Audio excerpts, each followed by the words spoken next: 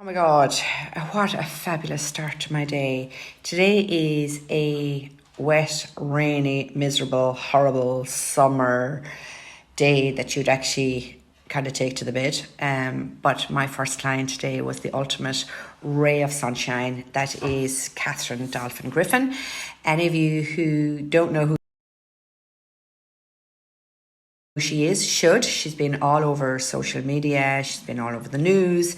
Katherine wrote this book called Hope to Cope. In 2017, on World Cancer Day, Katherine's life fell apart. Her beloved dad died to cancer. Katherine herself has had cancer. And I remember when she came to me 2020, 2021, I can't remember what it was because the chemo ravaged her eyebrows. She had no eyebrows. She said she felt like an egghead. And that day that she came to me for the first time, all that time ago, put up her stand and put her books on it, and people met her, the author. It's a self-published book, and every Saturday and Sunday she was in a different Duns to meet the people so that they could actually hear her story and help to raise the funds that she pledged that she was going to raise 100,000 in 1 year, and she literally made it. Anyway, Katherine, watch her space. Actually, there's some very exciting things happen for Katherine. She had great support, Dunnes Stores being one, and it was in her stand was in every Dunnes Stores nationwide. But Katherine herself, here she is going to do better things. So you'd have seen earlier this year on TV when Katherine brought the 2 cars to Marymount Hospice for the nurses to be able to do home care for a lot of the palliative patients that are there, to keep them at home for as long as they can and to help in pain management, as was the case with her own dad. But anybody who comes to us here in Clonakilty will see the Hope to Cope book out in the waiting room. It's a gorgeous book to be able to flick through and read Katherine's story.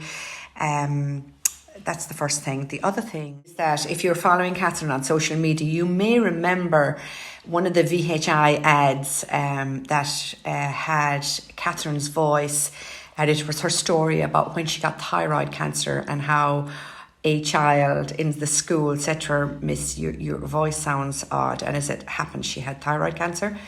And she told her story on the VHI ad. Must be before COVID, I'd say, is the last time that it was on. And I remember when I met her, I thought, I know your voice from somewhere. And it was then that she actually said that her voice was used for the story in the VHI ad.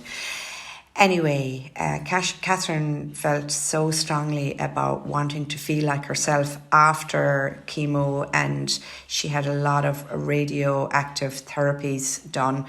That her eyebrows were gone, never came back. She's quite fair and blonde, as you can see, and how important her eyebrows were to give her identity back. And long before she ever wrote this gorgeous book, she had already investigated having her eyebrows tattooed on with us here in Browteak. And that's how we got to meet. And today I so look forward to her annual colour boosts when she comes, because it's like meeting up with an old friend.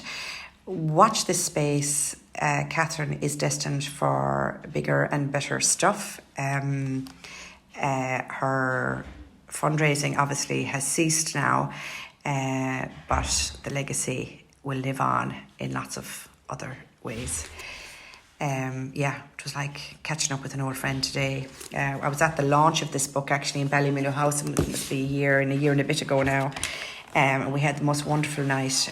She's got great support from her family, her kids, her teacher friends. Amazing girl. Anyway, here are her photographs from today. I'll just pop them down here. It is interesting that Katherine really wants to share the importance of looking like yourself after you've had a cancer diagnosis, after you've, lost your eyebrows, lost your hair, and so on, and how us here in Brow Tea can actually help to take care of you and serve you in the wellness stage of your illness. We're very honoured that she chose to come to us. And as I say, I so look forward to her visits. Today was like having coffee with an old friend, even though I was actually tattooing her eyebrows and giving them a colour boost and a refresh. Okay, watch this space.